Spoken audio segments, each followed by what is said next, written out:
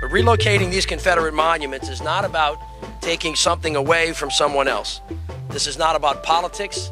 It's not about blame. It's not about retaliation. This is not a naive quest to solve all of our problems at once. This is about showing the whole world that we as a city and as a people are able to acknowledge, understand, reconcile, and most importantly, choose a better future, making straight what has been crooked and right what has been wrong.